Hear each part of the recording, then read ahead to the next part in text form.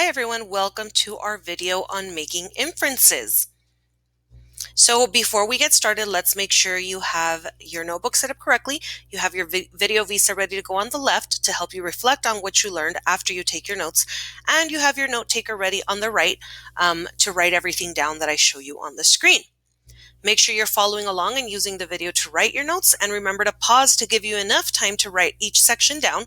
I do suggest you rewatch the video at least once after you finished writing your notes, just to make sure you understood everything and didn't miss any part of it. So today we're going to be talking about making inferences. This is a skill that you're going to use with any text that you read.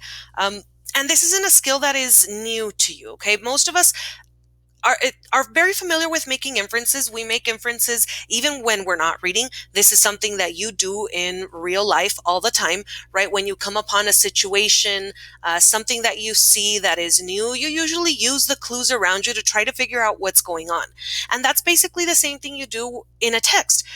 Like I said, this is a skill you can apply to any text, and a lot of us do it without noticing, but we're going to talk about what exactly happens when you make inferences, how you can do it, and what it means to apply it to the text. So make sure you're following along and writing down what I have on the screen. So first, what does it mean to make inferences? This is using the clues or details in the text along with your schema, which is your background knowledge, to figure out what is going on in the text. It's very important to know that you have to put the two together. You have to use the clues from the text along with your schema, along with what you already know, your background knowledge. You can't use only one or only the other. They have to come together to draw some sort of conclusion. Make sure you have this part written down at the top of your notes. So in reading, you make inferences when you draw conclusions from the facts, when you find the theme of a story, when you make predictions, when you analyze character traits and relationships, when you analyze figurative language, when you use context clues. And there's lots of ways that you make inferences when you're reading. And all of this just depends on the type of text and the type of thing that you're trying to figure out about the text. This is not an exclusive list. There's lots more ways that you can make inferences, but this just gives you an idea on how it can encompass lots of different things that you do, lots of skills that you use as you're reading. Make sure you have this part written down before we move on. So some helpful sentence stems just to get you started in case you get stuck and you're like, I don't know how to say what I'm trying to say. The first one is, I infer that because. We have to include that because part. That's the part that gives you your text evidence. That's what tells you, because this is what the text says, because this is what I know. And infer, that one is a generic one that you can use for lots of different things that you're talking about in a text. The second one is, I predict that because. This is a good sentence stem for when you're using an inference that makes a prediction, right? You're going to tell us, what do you predict? That means what's going to happen next. And because is just, why do you think that? What's happened in the text so far that leads you to think this is what's going to happen next? The next one is, maybe this means because. This is a sentence stem you can use for context clues. You might be talking about the meaning of a word. You might be talking about character traits, like what did they do and what does that mean for that character? Or just a generic part of the text that you're saying, you're inferring what is the author trying to tell you with that part of the text. Number 4, I can conclude that because. This is when you're drawing conclusions. This one is really good to use with nonfiction text. When you're using facts that the author gave you and you're drawing a conclusion from them, this is a really good sentence stem to use. Of course, that doesn't mean these 4 are the only ones. If you already have a good sentence to explain what your inference is, that's perfectly fine to use. This is just a guide in case you get stuck, but that because should always be included.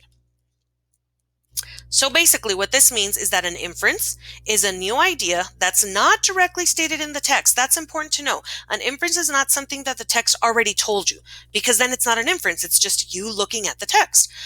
This has to be something that the author gave you little hints at, little clues, but didn't directly tell it to you. This inference comes from you putting together your schema and the clues. The schema is your prior knowledge and what you already know from experience, and the clues are the details given in the text. This is your evidence. This is the because part, okay? Both of these, that gives you an inference. So now your notes should look something like this. It doesn't have to look exactly like that, but each part needs to be in its correct spot. So now that you have all of these notes complete, let me show you one example of what making an inference would look like in the text. So if the text says, Carla grabbed the first shirt and pants she could find without even checking if they were clean. She didn't bother brushing her hair and just took a big swig of mouthwash as she ran out the door. She ran outside and saw the school bus driving away. Carla tried to run after it, but it was too fast for her. So this just described Carla, what was happening with her, right? Based on what this text said, I can infer that Carla woke up late for school and missed the bus.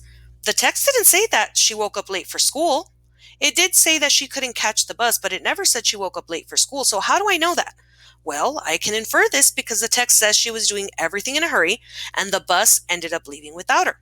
I also know from my own experience, because it's happened to me, that when you wake up late, you don't have enough time to get ready like normal.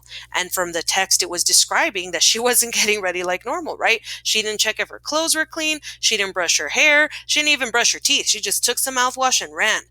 Didn't help because she still missed the bus. But all of that is my experience put together with what the text said, and I drew the conclusion that Carla woke up late for school and missed the bus. So this is a fiction text, but of course, like I said, you can do this with lots of different things in a text. So this is just one example of how you can make an inference. But I wanted to make sure you saw that I used what the text said with my prior experience to make sure I knew something that the text didn't directly tell me, but it gave me clues to help me figure it out. So once you are done, make sure that your notes are complete, like I showed you earlier. Make sure after you watch this video that you complete your visa to help you reflect on what you learned. Post your part A, which is to ask a question on Google Classroom or wherever else your teacher has asked you to post it, and be ready to discuss the video and apply the skill. That part's really important. It's not just discussing, but to apply it. You're going to have to make some inferences based on a text that you read. So make sure you have all of that stuff ready and you'll be good to go.